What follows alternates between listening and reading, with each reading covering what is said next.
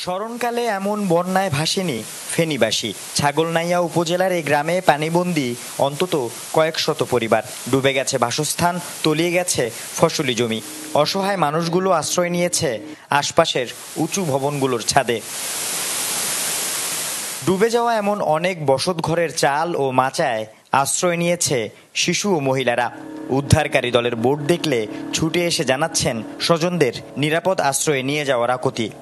একদম ভয়াবহ, একদম ঠাই একদম অবস্থা খারাপ। ছাদের উপরে 19-20 জন মানুষ ছাদের কামে আনি আমাদের ভয়াবহ অবস্থা।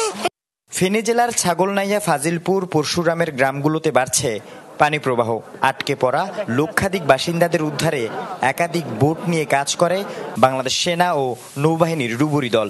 আশ্রয় কেন্দ্রে নেওয়া হয় শতাধিক মানুষ।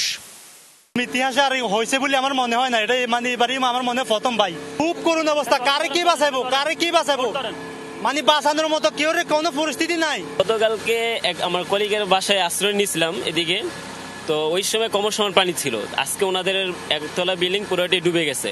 ওনারা এক জায়গায় আশ্রয় নিছে, ওইখানেও থাকার মতো না। তবে মোবাইল ও বিদ্যুৎ সংযোগ বন্ধ থাকায় আটকে পড়াদের সাথে মিলছে না যোগাযোগের সুযোগ। এতে উদ্ধার কাজে আসে ধীরগতি। তবে পানিবন্দী সকলকে উদ্ধার না করা পর্যন্ত উদ্ধার কাজ চলবে বলে জানান নৌবাহিনীর এই কর্মকর্তা। বন্যা পরিস্থিতি মোকাবেলায় গতকালকে থেকেই নৌবাহিনী ফেনীবাসীর পাশে আছেন এবং বর্তমানে গতকালকে থেকে আমার উদ্ধার কার্যক্রম শুরু হয়েছে।